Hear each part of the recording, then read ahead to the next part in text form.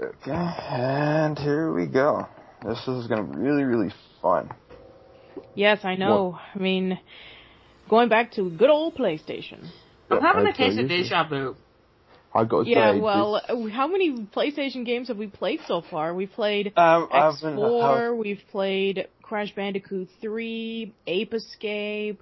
So we've done a lot of PlayStation games lately. No, I'm having a serious case of deja vu for this game in particular. Yep. Well, really? Because we played Crash Bandicoot 3 Warp. No, we were going to do it again. Well, we were going to do it, but I was having trouble with my editing software because I wanted to do a little something special for it, but it didn't pan out. So this footage is from my review. You can catch it on the Patreon site for a comic book cast if you want to go and have a look-see. Plug in. E-begging. And the weird thing is, this be my second Crash LP with you guys, because I wasn't with you guys when you did Crash Bandicoot Warp. Yeah. Oh yeah, the Crash Bandicoot Warp was a ton of fun. Yeah. And Nick, was saying a lot of random crap, and Tristan and I were talking about, our favorite cartoons from our childhoods. To be fair, when don't I talk random crap? Well, I have never heard of the combination of Channing Tatum and tentacles in my entire life. So this takes place after the first game, doesn't it? Well, a year later. Yes, it does. Well, that part anyway. But Nick, doesn't the voice of Doctor Cortex sound familiar? Yeah, a bit. What characters does it remind you of? He plays a more recent character too. I know this. It's on the tip of my tongue. She was on SpongeBob. Oh, Plankton. Close. Oh. The voice actor plays Mr. Krabs. Clancy Brown. Yep. This is his debut. Wow. And interestingly enough, the voice of Crash Bandicoot from the original was voiced by Carlos Alazraqui, and he also did the voice of Spyro for the first game as well. Pancakes. Nice. No. There you go with the random nonsense. I hate you. Oh my god. Less than 3 minutes in, and you managed to break Tristan. No, he's referencing the Crash series after, and one of Crash's first words was pancake. I know. It was like the greatest moment in Crash Bandicoot ever. Oh, it wasn't. Yes, it was. But yeah, you're just talking about the sheer awesomeness of it. But no, this is Crash Bandicoot 2. You play Crash Bandicoot 1. It does a lot more, and it's a lot better than the first one. Because critically, the first one, although it was really good for being one of the early 3D platformers, it was really, really difficult. Oh yeah, it was. It was unnecessarily difficult in how difficult it was. It's especially the final few stages. Yeah. So, when are we doing Crash Bandicoot 1? Never. Why not? It's too difficult, Nick. Yeah, it is. It really is. Even though I've played it, but I played more of 2 and 3. The interesting thing here, that little thing in the top corner there, you see basically the making the hologram projector. That's a reuse emblem from Crash Bandicoot 1. Yep. But and also here's an other random fact. Originally, the hologram was meant to come from the floor. Yeah. If you saw some early builds of the game, the holograms would come through the floor instead of that little thing. But here they changed it. Instead of you being on an island, you're in a warp room, which teleports you to different parts of the islands or around the world. Yeah, it gives a little bit more variety as compared to the first game, in which it was mostly jungle based. Yep. Similar to the first Donkey Kong Country game. Yeah. When are we doing Donkey Kong Country? Maybe. Maybe we could do it. Yeah. The other thing that I do like about this is basically the scope in the film, and also the graphics have definitely been vastly improved. Yeah. And also, you're going after the color gem, aren't you? Yep. There's a secret here. To get the blue color gem, you basically have to go through the whole level without breaking a box. I got to say, this game was a bit dickish on how you get the coloured gems, though, because basically there was no indication anywhere in these games to sort of, explain what you need to do. Yep. Oh yeah. Yeah, And I mean, think as we've mentioned previously, like when we were doing the collectibles in the Crash Bandicoot series, with Crash Bandicoot 2, it's really hard to do a 100% completion on it because collecting the gems is really hard. Yeah, but they are hard because some of the gems can be really dickish on how do you have to get them. I got to say number 3. Oh yeah, go on. Oh, well, 3 is probably the most fair. Yeah, but 3 has been my favorite in the Crash Bandicoot series. I talked about this with Armin and Joel on Control Breakers when we were discussing about all the Naughty Dog games. I did this entire episode is plug-in. No, I did I did that on purpose. Also, go and watch Dynamic. But yeah, and now I'm going for the box. Also, go watch No Game No Life. What? I have nothing to plug, so I'm just gonna plug an awesome anime. Screw you guys. But yeah, go and watch the anime podcast. Oh wait, it's coming. It's coming. But Difficulties. how do you like the add-ons to Crash's movesets besides the spin and jump? I like when he jumps. He does the splits. That's cool. I like the slide jump. Yeah. I like the body slam. Yeah. You do? I rarely ever use the body slam. Well, the body slam can be used to pick up multiple boxes. I always find that in handy sometimes. I think the body slam was more utilised better in the third game than it was in the second game. Definitely. They got a supercharge. That's the reason. Because this one is the only reason you'd want to use the body slam is for boxes or those occasional enemies that need to be body slammed. Oh yeah, definitely. Oh my god, the music for the game is so catchy. Oh yeah. And also, you know what's mad about it? One of the developers for the Sonic Boom game, it actually worked on the Crash Bandicoot games. Oh, that's pretty cool. Naughty Dog, before they got good. What do you mean? Naughty Dog's always been good. Well, with the exception of when they worked on, their first games like Keith the Thief and Way of the Warrior. They're actually references of those games in the Crash Bandicoot game and the Uncharted games. No, this game sucks. Actually, this game is, for most people, is usually their first one. Because whenever I ask people about this, it's usually Crash 2, then 3, then 1. But really? I remember distinctly remembering the first Crash game. I mean, I remember seeing that all the time in the commercials. Yeah, I know. I've seen it too. I've played it, but like for most people, I've asked and they said, "Well, yeah, I played it, but." For most people like me, I played it, at a friend's house or a cousin's house, and when I got my own PlayStation, I got usually the first game or a couple or two or three games was, I got Crash 2 first. Nah, I had a Crash 2. The weird thing is that I never, when Crash first came out, I always played Crash 1 around friends' house because I always had a copy game. It wasn't until Crash 2 I owned a copy of it, and also Crash 3 as well. Yeah, but I wish I could be a 90s kid like you guys, talking about how today's cartoons suck. I was born in the 80s, dude. Oh. No, mate. When did this game came out in? 97, I think. Wow. At the time, it didn't have analog control, but later re-releases, like with the Greatest Hits collection over here in the States, they added the analog control. Now, is this a Greatest Hits one? Yes. Platinum release. Yeah. And the other thing I love about that, we can all thank one game for analog for the PlayStation. Yes, indeed. Thank you, Ape Escape. Yeah, this made it really bearable for me because playing it with the digital pad was painful. Yeah, it's a skill to play with the digital pad. No, it's not a skill. It's a pain in the ass. So here's a little fun fact: if you download the PlayStation N network version of this game, it's the original version. Yep, it's the original version. But what I found out is that all PlayStations can play PlayStation 1 games. So I bought me a copy of the Greatest Hits version, and all I have to do is switch it to analog.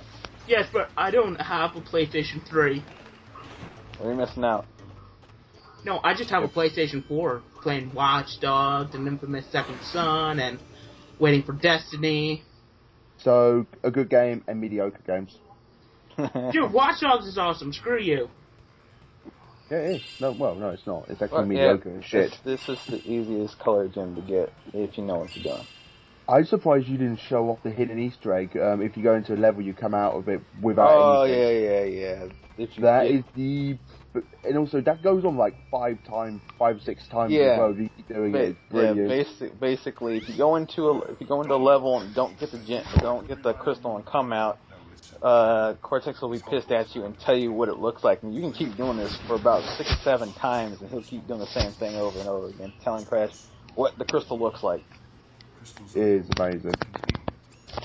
Is it just me on Cortex Model they added the red bags under his eyes in this game?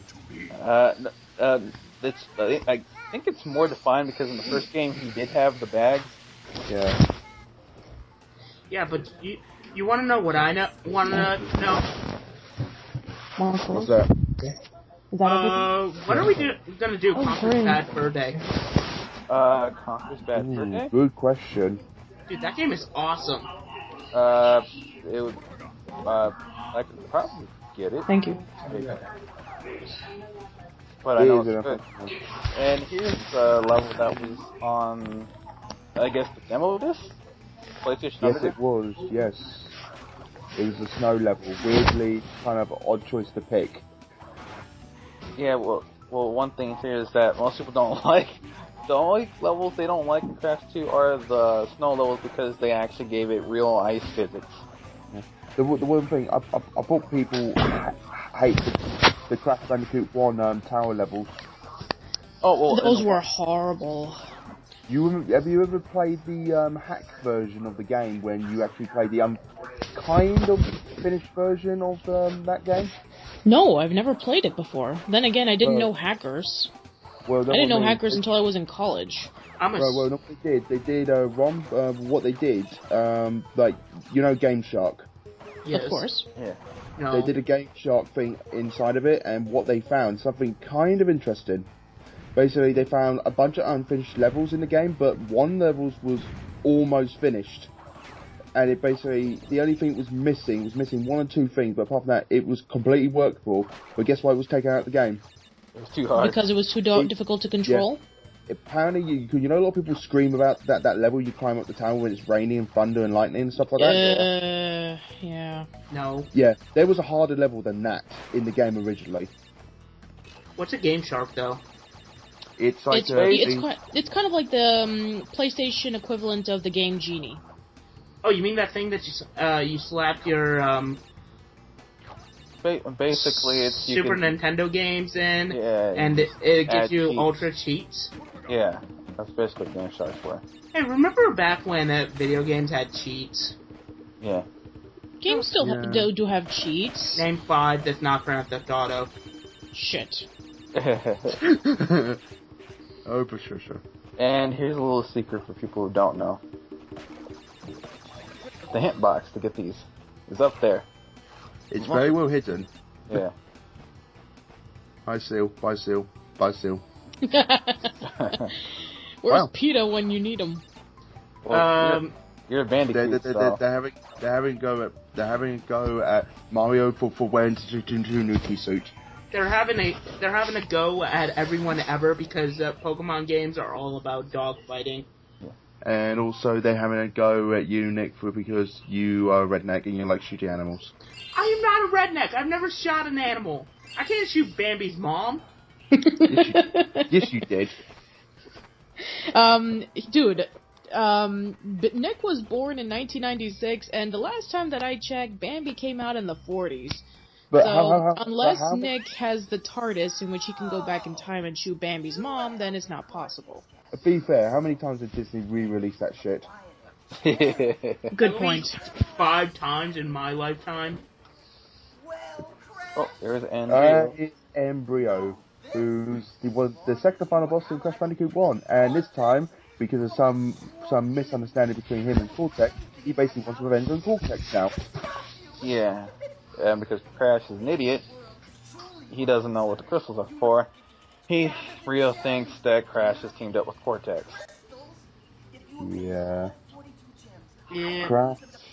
Oh, And one thing that's different from, I guess, the European and US versions of Crash 2 and the Japanese versions is that Aku actually gives the player hints. Yes, in the Japanese version he does. That was his first official appearance of actually talking, but in the Western audiences, we did not hear him speak until Crash 3. Yeah. Maybe they didn't want to turn him into the PlayStation equivalent of Navi. Hey, listen.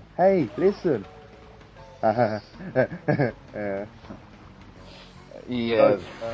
So, had a nice dip, Tristan? Yeah, but even with the death animations, their Naughty Dog actually took care, and the death animations are actually pretty funny. Oh yeah, they're one of the best franchises to come up with death animation. Okay, this one has a hidden gem as well, doesn't it? Yep, it's hidden gem. And this one's a bitch. Yeah, a little bit. Normally all the ones that involve you surfing, you're on a timer. Yep. So you have to make it to the end of the level with I think no, you can't die, but you have to make it to the end of the level before the time runs out to get the hidden gem. Yep. Well, look at the bright side. At least it's better than Mario's missing.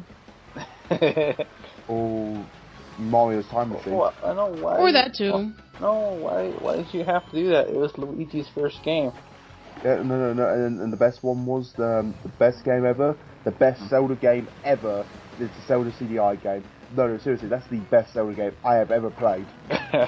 Tom, we have Nick for trolling. What did I do? And the best thing is that basically it's one of the only few Zelda games you actually do play as Zelda. Ooh. Yeah, well, that will be irrelevant because Hyrule Warriors will be coming out, and now we will finally put that game to rest. Hold on. I'm going to channel my inner psychic. Here's what Tom's gonna say next. Gay! Oh my god, you're actually right. But yeah, this is pretty standard. The Crash gets a gem dance was pretty publicized in Japan. They even had a commercial about it. Dude, I do that in the club. I see you are getting And you oh really? How many ounces of alcohol does it take for you to do the Crash dance? None actually. Okay. Well, I'm glad that you're more open-minded to dancing around like a moron. Nick, ever see you at a Comic Con? I'm gonna have to record you doing the Crash dance. But it's awful. It's what I've come to know that this is the first game to which you can actually start any level you want instead of going in order like in the first one. But since I'm completely unoriginal, I still go for level 1. I would start on the final level. I guess they really wanted to make it a little bit more open world as opposed to going into order from all the way to level 1 onward, similar to like Super Mario 64. Nobody likes open world games. Shut up! I like open world games. Name 5 that's not Grand Theft Auto. There's a lot. Saint Rose. That's a Grand Theft Auto ripoff. Infamous? The Second Son. Okay. And MMOs? MMOs don't count as open worlds. Final Fantasy. Skyrim? Got you there. Okay. Touché. Haha, gotcha. Any Elder Scrolls game can count as open world. Fallout. Yeah, there you go. Fallout is another one. Did nobody play Fallout? Yeah. Did you ever play the? I don't know which one it was. It was either number 1 or 2, but it had the Doctor Who's TARDIS in it. I think that was 2. Yeah, I think it was 2. I think that was 3. No, it's 2. I don't know what Fallout is. I think he's trying to troll. No, I legitimately thought it was 3. No, I'm going to show you. I'll show you the video after we're done recording. Of it. Well, it's pretty cool. Yeah, there's a lot of Doctor Who references in various video games. Especially in the Fallout franchise, because they're big fans of Doctor Who. Yeah, exactly. Yeah, but probably good Who, not Moffat Who. Yeah. But this was way before Moffat took over Doctor Who. Yeah, get it right, Nick. Yeah, but now it's not Doctor Who, now it's Moffat. Moffat Extreme. No, now it's Sherlock. failing. Okay, I am not going to get in a conversation with you about this, Nick. Oh, friggin'. I do like that show, so we are not going to have a falling out about this on an LP. I'm going to have a serious word. And also not to mention that Steve Moffat also co-wrote what may be the best Nickelodeon movie ever. That would be The Adventures of Tintin. I'm going to have to disagree with you on that. Which one do you think is the best? I don't think any of the Nickelodeon movies are good. Well, there's a couple of them that are good. They like I like Rango. Snick it.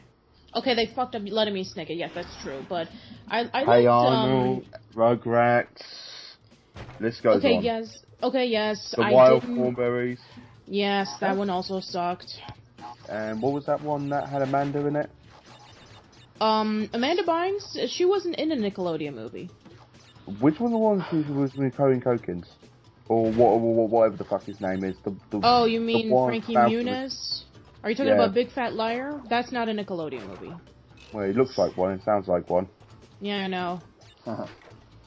But I liked Rugrats in Paris, and I also enjoyed Rango. Rango was also a really good one. Yeah, but Rango was Johnny Depp as a sheriff. No, that was Johnny Depp basically reliving his nightmares of doing Fear and Loathing in Las Vegas. Yeah. By the way, good film, go and watch it. Yeah, like you should totally go and watch Dynamic. I know. Go and watch Dynamic. It's a solid 6.5 out of 10. You shut the fuck up. Too easy. Hashtag selfless promotion. Yes. Yeah, but you should totally check out Patricia's videos over on maniacexpression.com. Oh, thank you, Nick. That's really sweet of you. Are we just going to call this video Plug-in Central? Probably. Yes. Oh, you missed some boxes, Tristan. Yeah, I know. Is this one of these hidden ones you have to thumb through back? Well, no offense, but so. Tristan is no completionist. There are times when I do want to complete, but this is not one of those times. The only game I've ever 100%ed was Infamous Second Son. Okay, here's a good question. First game you ever 100%, I can tell you mine straight away, and that was Spyro 2. Infamous Second Son. Mine was Spyro 1. Mm-hmm. Tree... Yeah, Tree Top Run can go fuck itself, guys. Yeah. The first game that I've ever 100% completed, I think it will be the very first Jak and Daxter game, in which I was able to unlock the secret ending. I've never played Jak and Daxter. No excuse, since you did own a PS2, Nick. It didn't look interesting. It's one of the games that define a generation. Well, yeah, again, this is you we're talking about, so I am actually not surprised that we can't really define your generation with you. Yeah, I mean, it was one of the last great 3D platformers right before the genre pretty much died when first-person shooters became more prominent. Wait, what do you call Rayman Origins? It's not a 3D platformer. It's a 2D. It's basically This is what I mean. It's just like different genres go in and out of phases. Like for example, before adventure platformers went out of phase. Before that, it was point-and-click adventure games and visual novels. And the thing was that with point-and-click adventure game, they only became popular again because of Telltale. Yep. And Valiant Hearts. That's a really inspiring and makes you think. Oh yeah, Valiant Hearts is really good. I haven't played it. I just bought it like 2 days ago. I'm almost done, but yeah, it gives you insight on how World War I was to people. And it's very accurate, really, really good. It's like what Tristan said, go and get it. Also, not to mention, indie games are becoming really good as well. I mean, Child of Light, Shovel Knight, good stuff. I'm going to disagree. From what I read is that actually some indie developers were petitioning for Ubisoft to make their Ubi art an open source engine. Oh. Because that engine's so well done that there's a lot of games people can make with different art styles of what they create. Because just look at the last couple Ubi art games that Ubisoft made. Rayman Legends with the oil style paintings, and to Child of Light with a storybook. Just out of curiosity, again, do you think 2D side scrolls are getting back into fashion because of Rayman Origins? It depends on the story and the mechanics of the game. Yes, but don't get too attached to them. Listen up. Why? What do you think's gonna take it over, Nick? I don't know, but I really hope. I really hope everyone doesn't pull a Phil Fish. Oh, him? Yes. That asshole. I don't think so. I don't think they're gonna do that because, from what I've seen so far with a lot of indie developers, they're humble people who do what they love. They're passionate about the games that they grew up with and bringing it for a new generation. I'm gonna have to disagree with you a little bit. Did you see the guy who made the Fez game? What he's Phil Fish. Yeah, he was a dick. Yeah. Well, Crash is gonna face off against Nick. So the only boss to return from any of the Ripperoo. Crash games. Yes, that's Ripperoo. Well, apparently. And interestingly enough, that's if you hear the laugh of Ripperoo, that is the same laugh from the hyena from the movie Lady and the Tramp. And also, guess where his return debut was in recently? It was Crash Nitro Part 2 Racing. For the mobile devices. Yeah. Oh. And the thing is, they use this model, weirdly, an updated version of the model of this version. Well, in here, since one Ripperoo got smart, but he's still crazy. Yeah, but yeah, the hyena line. Where I heard about that blew my mind. Yeah. Oh, and if you're wondering what a Nitro box is, this is their debut too, which is an instant kill to Crash if he doesn't have a mask with him. Yep. And the mask, yeah. And also, the Nitro boxes become quite a staple to the franchise as well, like the TNT does. Did any of you guys own the Crash Bandicoot toys? No. I owned one of them, and it was Crash. I owned one of them, and I think it was Coco.